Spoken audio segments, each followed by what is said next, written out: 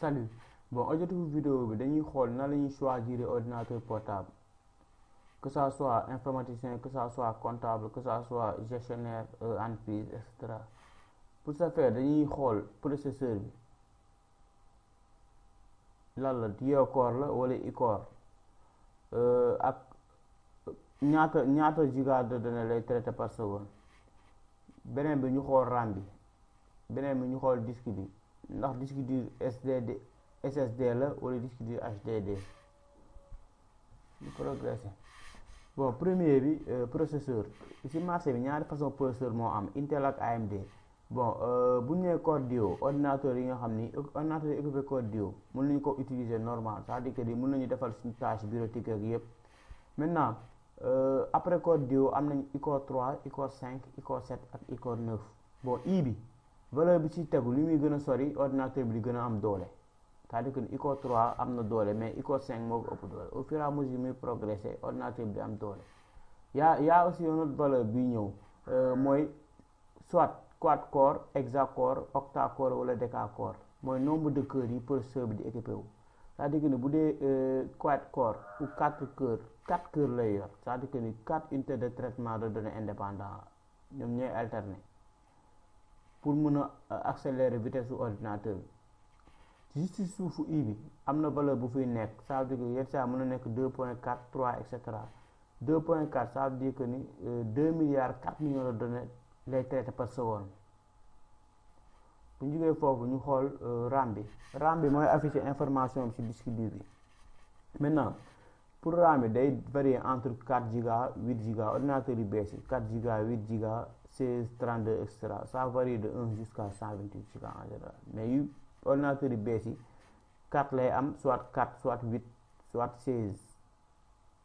bon 128 dañ ko gis mais dafa xaw a raar. ensuite ñu xool disque yi ñaari façon disque moo am na disque HDD ak disque SSD. bon HDD mooy ancien disque yi mooy magnétique yi, mooy les disques magnétiques. seen valeur mooy gën a ngande, c'est-à-dire que ça varie entre 320 ak 4 Tera. 1 Tera égale 1000 giga. pour disque SSD yi technologie RAM la ñuy utiliser RAM. maintenant seen valeur moo xaw seen capacité moo xaw a gën a ndaw, c'est-à-dire que moom day varier entre 128 ba 512 giga. mais seen particularité mooy moo gën a gaaw. ordinateur yi occupé ak disque SSD mooy gën a gaaw fuuf en matière de traitement de données.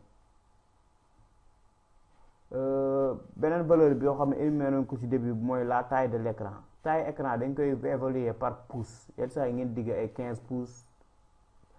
bon benn pouce égale 2,54 centimètres. maintenant pour xam taille ordinateur bi en centimètres da ngay jël par exemple bu ñu nee la 15 pouces da ngay jël 15 multiplié par 2,54 mu jox la 38,1. nga jël sa centimètre nga tegee ko ci diagonale bi nii comme ni mu mel nii. boo ko tegee nii ci diagonale bi dina la jox par exemple valeur bi mu lay jox comme nii diagonale bi nii valeur bi mu lay jox moo nekk valeur en centimètre pour nga xam ndax dina mën a xaj sa saak wala du mën a xaj sa saak.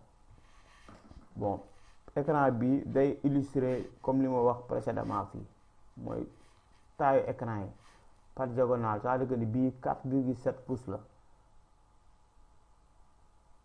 boo amee pouce di nga mën a calculer valeur bi en centimètre. beneen information buy déterminer pouce day am benn code, à chaque fois day am code. yenn saa yi mën nañ def 10 pouces wala ñu def 10 def ñaari code ci côté bi mooy wane ni 10 pouces la. na ordinateur bi genre illustration la. ordinateur bi ñu personnalisé dañuy ordinateur bi marque bi UPE la. processeur bi ñu ko équipé i-Core 5 la. RAM bi 16 giga la. disque bi SSD la. solid state drive 512 giga. taille bi 14 pouces la. ordinateur bi bon boo xoolee ci ordinateur yi gën a am doole parce que d'après valeur yi nii ordinateur bu am doole la.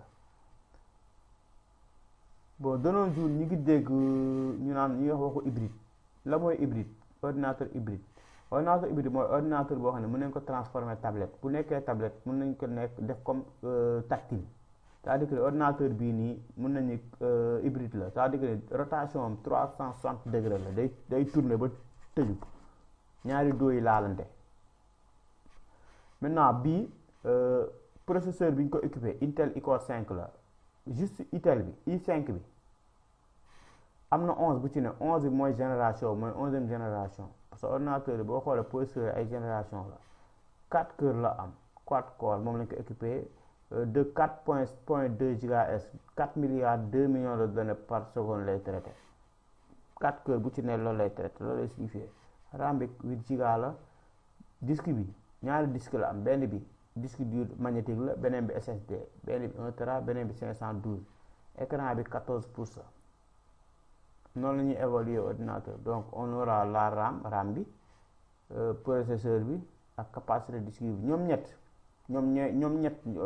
ñooy ànd en général parce que constructeur bu ñu defaree processeur xam nañ disque bi mu àndal xam nañ RAM bu mu war a àndal maintenant RAM bi ak disque dur bi mun nañ ko changer sont extensibles moom la ñuy wax d'habitude c'est-à-dire mun nga jël ordinateur RAM bi arrangé wu la nga dindi RAM bi def si bu bees wala disque dur bi. Merci de votre compréhension.